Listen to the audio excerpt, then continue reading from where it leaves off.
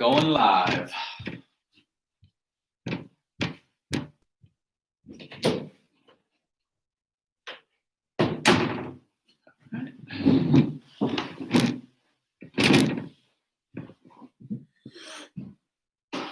Let's see if the server was pinged properly this time, or if the bot is still being silly. No, bot's still being silly for now. Hey guys, hey Zach. That is me. Hey there, Level Up.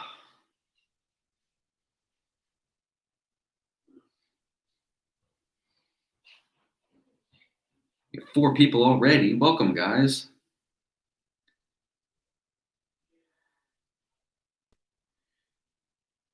I'm tempted to ping everyone again, and I think I just might have to.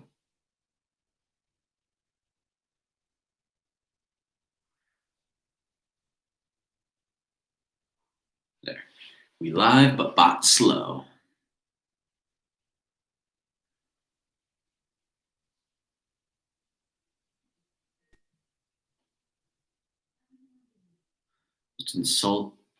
What fish is most insulting to be called? Hey there, Stormcloak Guard. Hey there, Hope Bagel.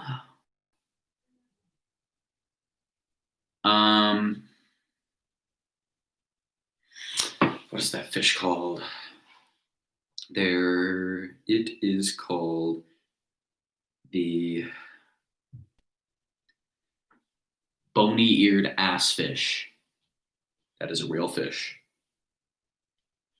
And it's most famous for its having the smallest brain to body ratio. So it's not great on all fronts. Hey there, Puck. I would not recommend calling your mom that. Your mother gave birth to you, good sir. And she still tried to make you a soup. I'm very well, Puck. I hope you're doing well too.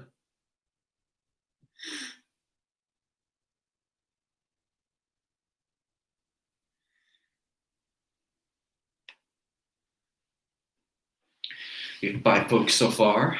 We'll get started like usual. We're on the 5-minute mark. I'll see if we can get a few more folks to tune in, so we might be able to even start sooner.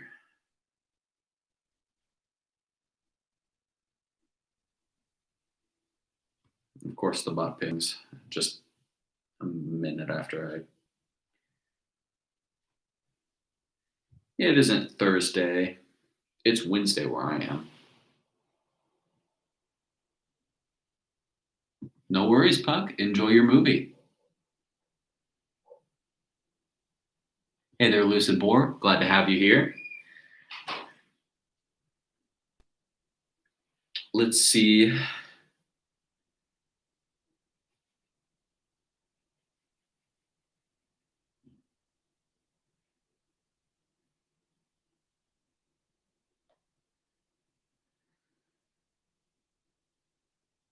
Wicked Fish wins.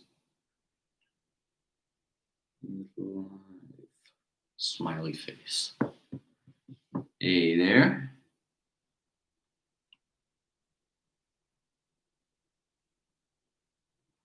I'm pretty sure I just saw it in theaters when it first came out. Yeah. But I think I watched it then too.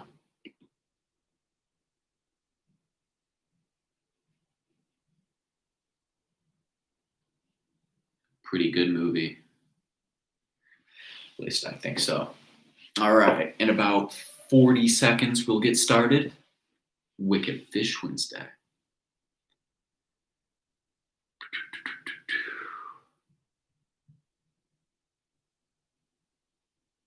No worries, Stormcloak Guard. Have a good rest of your day, evening, morning, whatever time it is, and feel free to watch the live stream afterwards.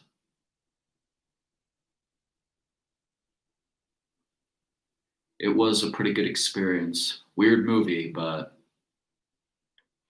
I liked it as a kid. I haven't watched it, though, in quite some time.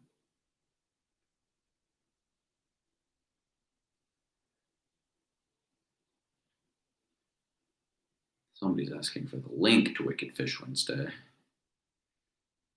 So I will give it to them.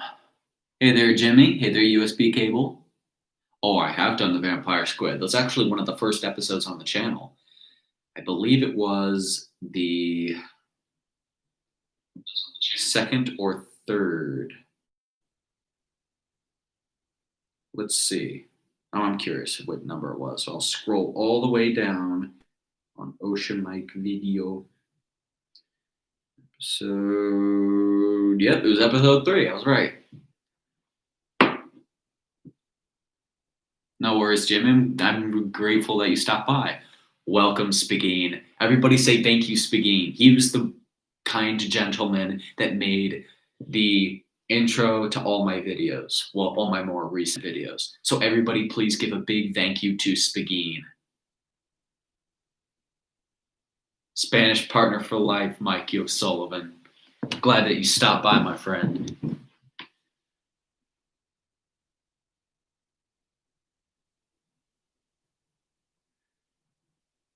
Thanks for shooting Spagini, thank you.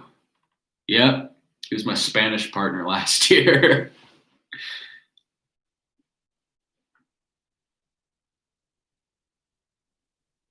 All right, thanks for being grateful for Spagini, everybody. He was really helpful with the channel. I don't think I'd have the time or motivation to make a good intro without his help. So thanks, Spagini.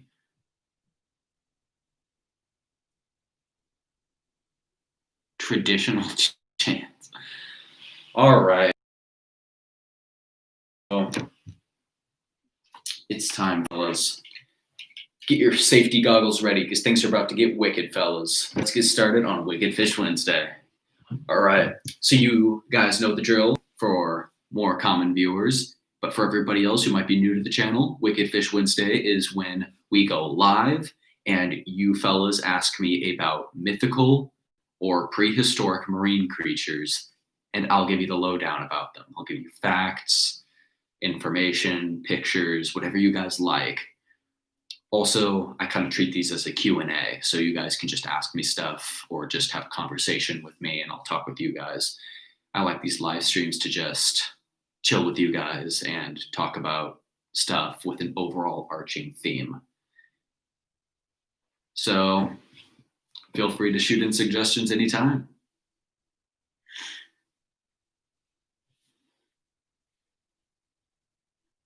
Tales about goldfish. I think that there is. Oh, I actually know a story that's just like it. I'm trying to remember. It was a long time ago when I read it. It's not like mythology, but it was like a children's book that I read.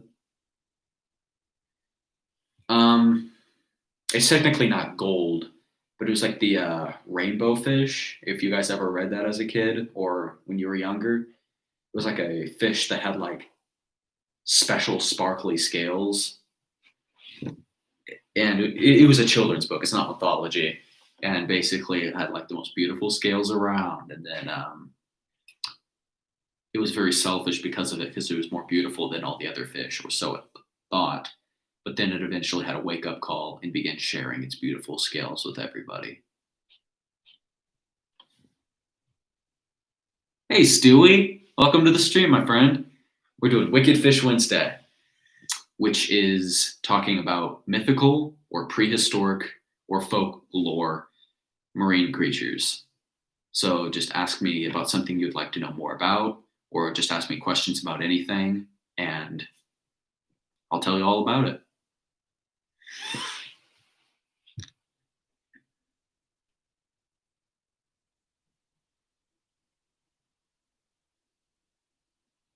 It is true that goldfish do have very short-term memories, but it is not necessarily 2 seconds. They aren't the most intelligent of the fish. That is why they've mainly been transferred to aquarium living. Well, popularized in aquarium living. So, because they're the easiest to keep track of and the easiest to maintain because they just kind of do the same thing all the time because that's all they can remember to do, which is a little bit silly, but That's how they live, and there's no need to judge them otherwise. The least intelligent fish? That's a tricky one. Because just like humans or other organisms, it kind of just depends on the creature itself. But overall, the least intelligent aquatic species that I know of is honestly probably either the goldfish or it's either going to be the goldfish or it's a hard one. I think it's just going to be the goldfish. Goldfish possess very insignificant memories. The giant oceanic sunfish aren't necessarily dumb. They're just more somewhat effectless on the environment. Like, they don't do much, to be honest. But that they aren't dumb.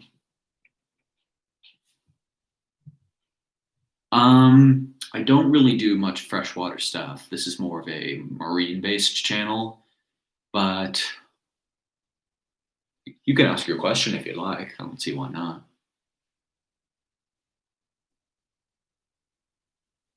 They do make good pets, mainly because they're so docile. They aren't like other fish. Like lungfish are supposed to be terrible to own. They might look really cool, but they're horrible. Well, jellyfish technically aren't even fish, despite having the name fish in their name. They don't have any organs at all. And so they're more closely related to like a bacteria than anything. Zappy zappy indeed, Stewie.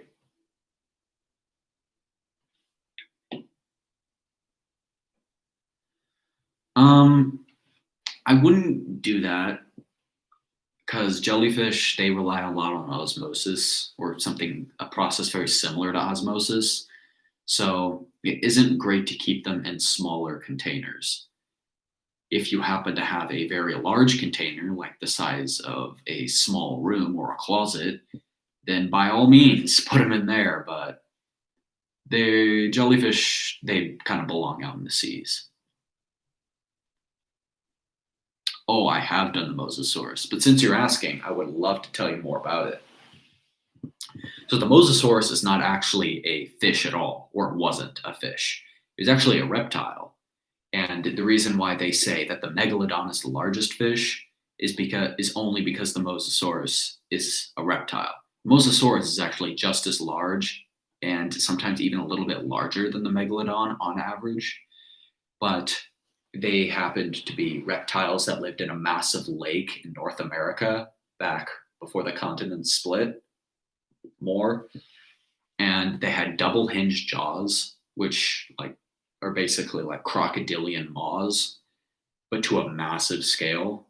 Like these things were huge. And they were really interesting because they had large paddled tails. And so they were kind of like a cross between a crocodile and a shark. So they were kind of like the ultimate killing machine. They were really cool.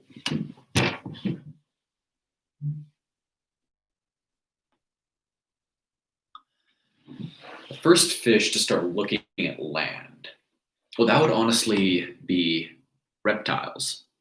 Things like the Mososaurus are later examples of that, to be honest, which is a kind of a good segue for what we just talked about. But yeah, creatures that had the ability to breathe both water and air kind of managed to get their way into a land-based environment. And so the Mosasaurus could actually have both, but it is still considered a reptile. But creatures that had the ability to... So let's think about it like this. The lungfish, which is a fish native to Africa and Australia, adapted to be able to breathe water and air despite it not having any legs because it relied so much on small pools of water which run out of oxygen quickly. Fish that lived on coastal lines and in tide pools back in ancient times relied on the same thing. However, they evolved differently, and instead of evolving to have a lung and just remain as a fish, they evolved into having a lung as well as legs or means of movement on land. So creatures like that are what kind of started it off. Most creatures that started like that couldn't stay on land for very long, but they could. And then as time went on, they evolved to rely more on that double transition. And so they eventually just became wholly reliant on land.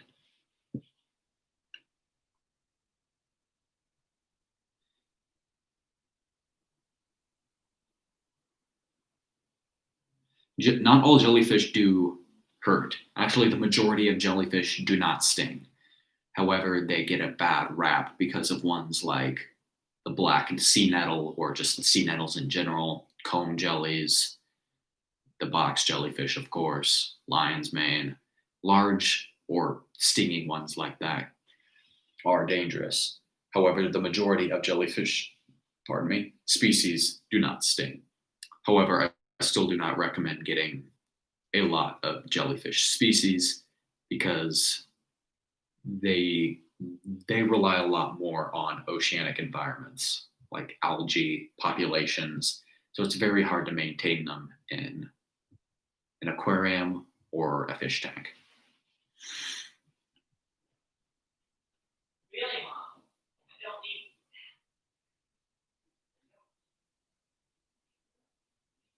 True, jellyfish also can be hazardous.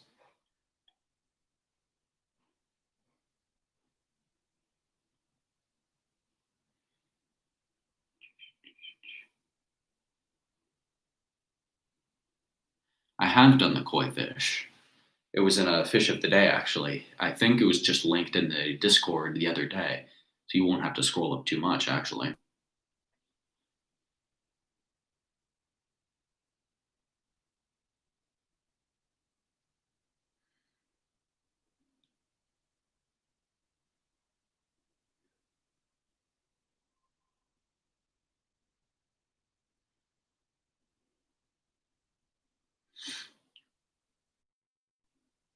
I will do the giant octopus.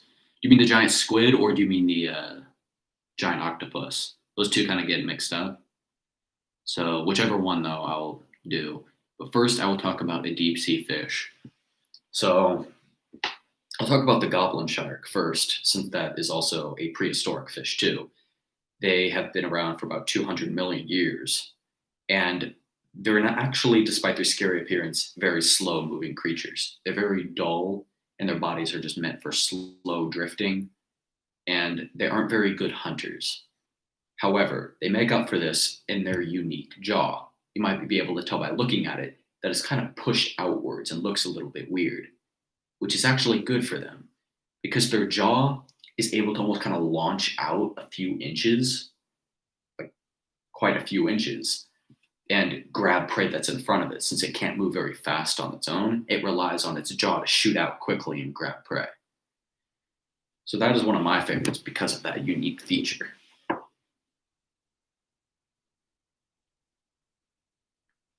There is a giant octopus, and I will pull up a picture from you because they are significantly more unique. You might mainly know them because they're the North Pacific octopus, but they're also called the North Pacific giant octopus because they are the largest species of octopus. And also one of the most intelligent. I found an interesting video of them the other day. They were accidentally caught on a fishing boat, and it managed to move its way over to a hatch on the boat and open the door and then make its way out. It's really interesting. Another interesting thing about the giant octopus is that when they're reintroduced back to water after being out of it for a bit, they turn white in areas that they touch the water. So as they slowly go in, their bodies become white as they're reintroduced because the transition messes with their camouflage ability. And so they kind of like go back to like a factory settings for a short period of time to reincorporate themselves back into their environment. It's pretty interesting.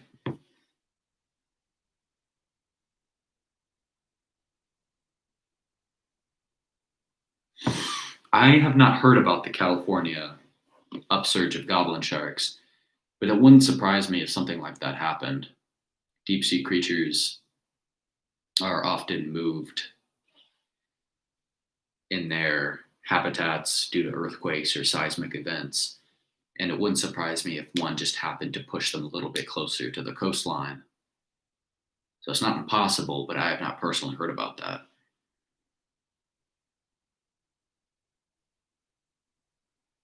I'm not sure about their lifespans. That is a good question, though.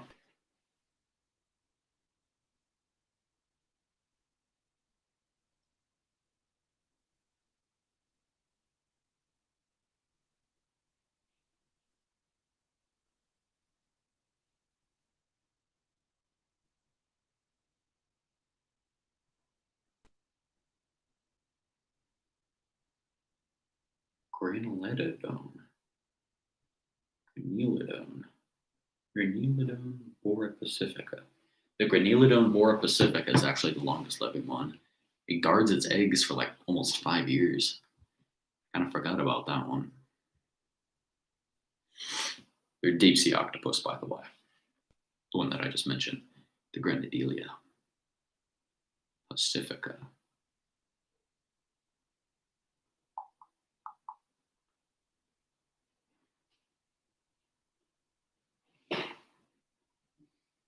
Kinda, yeah.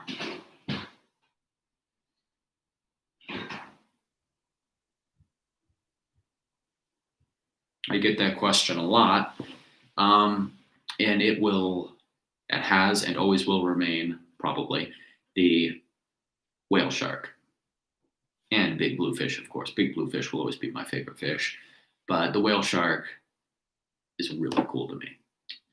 I like how they're a shark, but they're gentle giants and they have those unique spot patterns that are unique to each and every whale shark, kind of like fingerprints.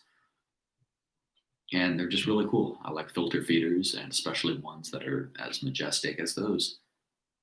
I think they're pretty awesome.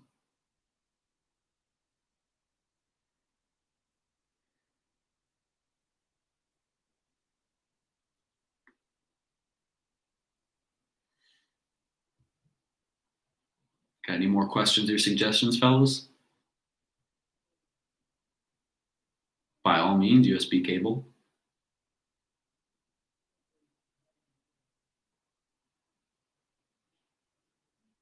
Oldest breed, that's kind of a bit hard to say. But the most basic body type of a shark are bilateral symmetrical sharks, which means that they are like if you cut it right down the middle, like from tip of the snout to back of the rear fin, um, it would be symmetrical on both sides.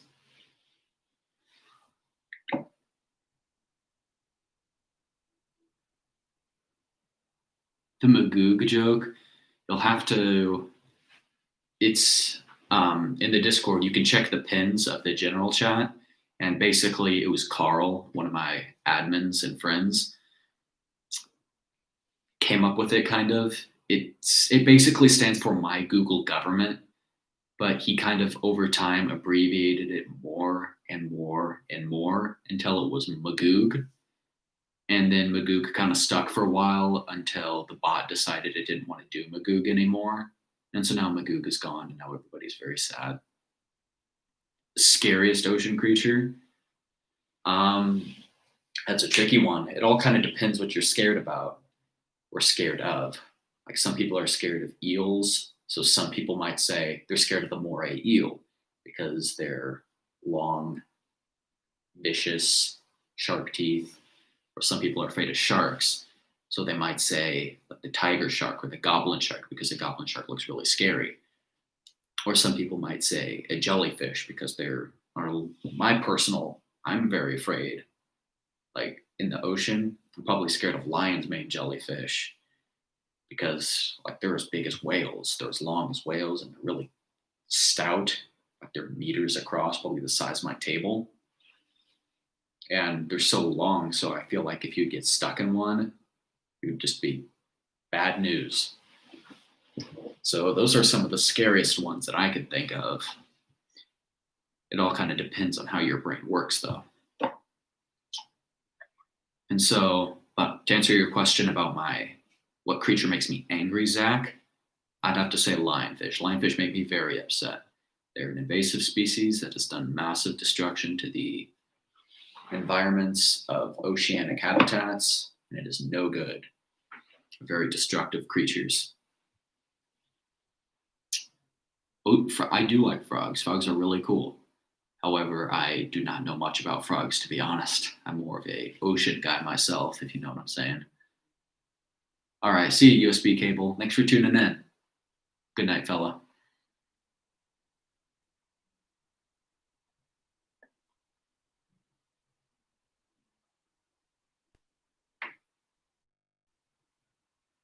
Well, that's the thing, Zach. They're all over the world now. They're off the coast of Florida, they're in the Caribbean, Australia, all over the Pacific and Atlantic. They are invading all the oceans. Like all of them except for, I believe, the Arctic and the Southern Ocean, aka the Antarctic Ocean.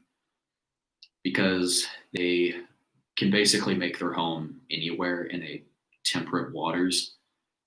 It sucks. That's all. I don't really know else how to describe it. It's just disappointing. There's so many of them.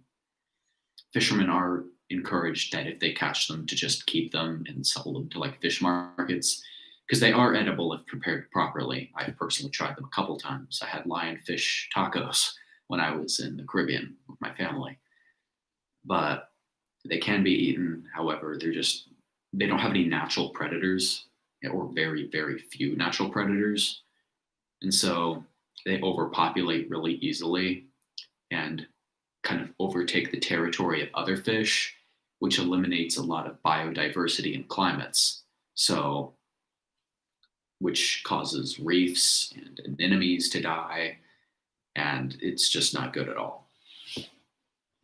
They're kind of built to just overtake environments and just to keep themselves alive.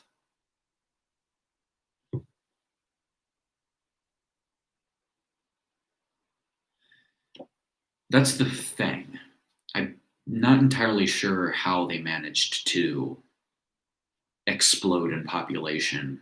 Well, I know that they were able to do that because they have so few natural predators, but as to how they managed to migrate or invade other habitats, it's a little bit unknown. People have speculated that people brought them in from the aquarium trade because they look really interesting, but people didn't like them, so they would just dump them into the ocean, which allowed them to reproduce and take over habitats. Or some people think that they just had a mass migration due to climate change. It's it's kind of up to speculation. I personally believe it was the aquarium trade and people just realizing that they're taking over the aquariums that they're put in, so then they just throw them out, causing more issues for everybody. It's kind of lame.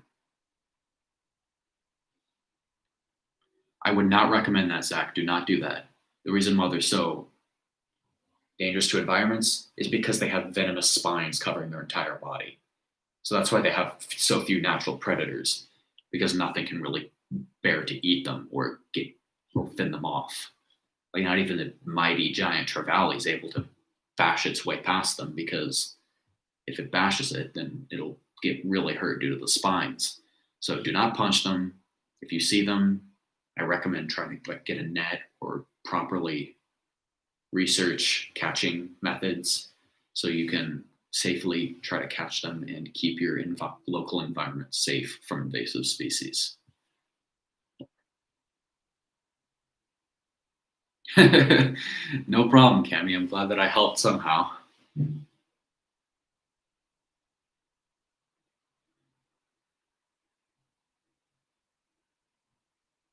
Rid of those eels that can eat them alive. An eel that can eat a lionfish is most likely the moray eel. Moray eels are the largest eel species and the most aggressively predatory eels. So, most likely those. But the problem with green moray eels is they are also very territorial. They tend not to move very much beside their burrow. And so, it'll eventually, in areas where biodiversity declines, there are chances that it might just be a war between lionfish and moray eels. War, by I mean like those are two of the most prominent species in that area because they are conflicting predators or conflicting species. I do a lot of my research from like Oceana website. I really like that website.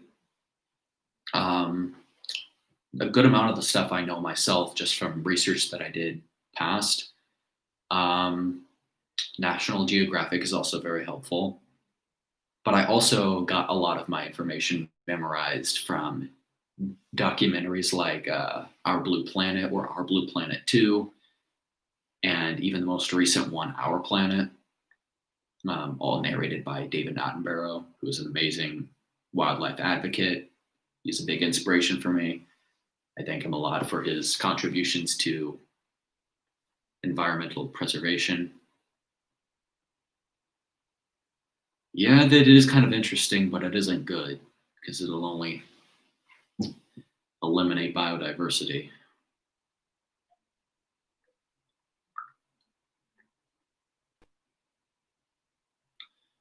We'll wrap up the stream in about 8 minutes. So if you guys have any more questions, just general questions, fish suggestions, whatever you guys are down for, I'm here.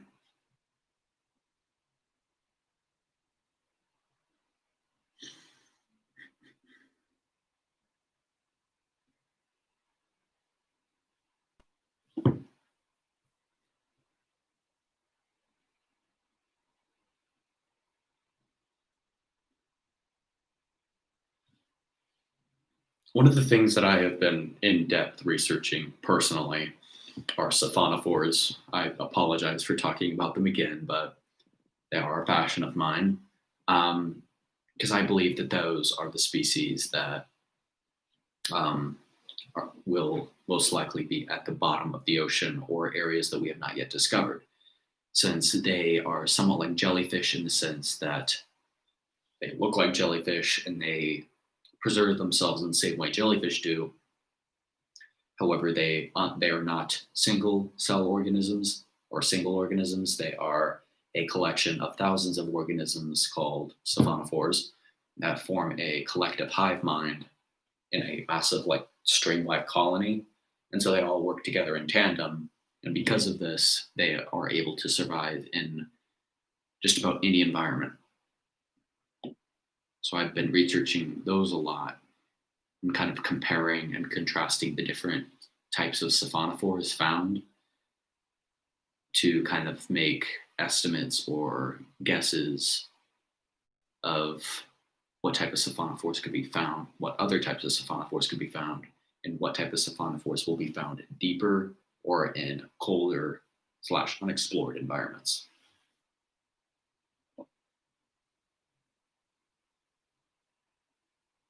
Thanks, Gammy. I appreciate that. I've loved doing this, and I'm excited that our 100th episode is coming up soon. Couldn't do it without you guys. Cyborg. I don't know about that. It would be interesting, but I think dolphins prefer the ocean a lot more.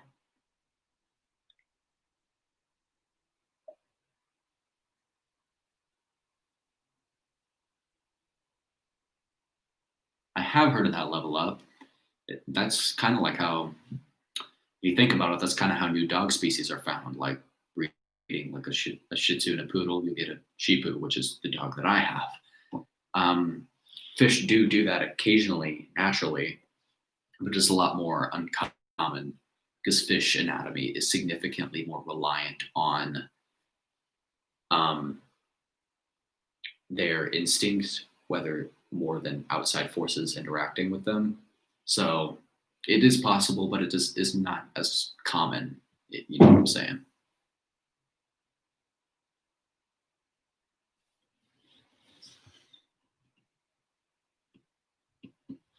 Longest living bony fish. The orange roughy, I believe, is the longest living bony fish. They can live to be about like 500 years old, I believe. However, the sleeper shark, aka the Greenland shark, also lives to be about a similar age. So we don't know the current oldest fish, but those are some of the longest living species out there.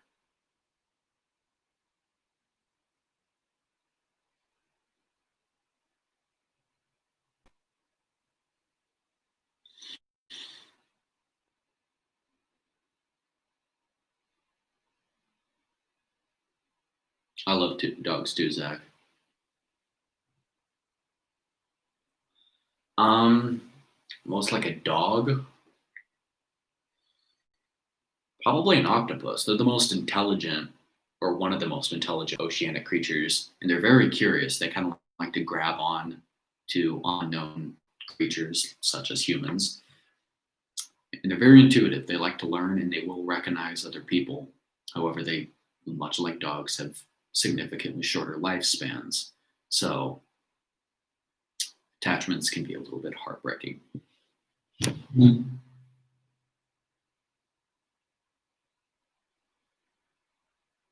A dyed octopus? Where?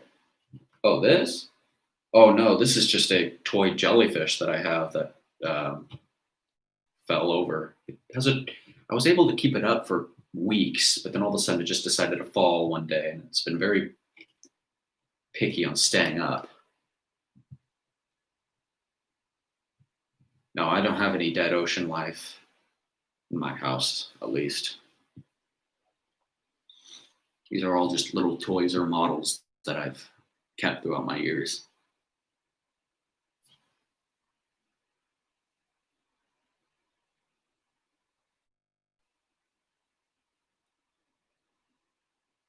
I hope so too. That'll be really interesting.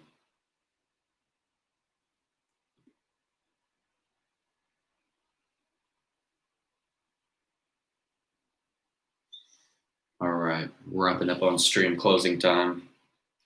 So take off the glasses, answer one more question or two up close, and then shut it off for the night. I have not seen that yet, but I heard only good things about it.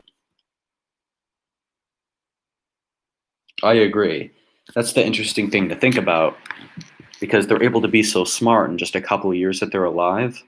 So who knows how much they will be able to learn over a few decades, kind of like similar to us, if they're able to live like 17 years or 18 years and become like what we consider an adult. Who knows how intelligent they'll be, which is really cool. I see what you did there, Cami, and thanks for tuning in, guys. Feel free to tune in for another Fish of the Day tomorrow. Hope you guys have a great evening or night or morning or whatever time it is for you. And like always, have a good rest of your day. And goodbye, fishy friends. Thanks for tuning in.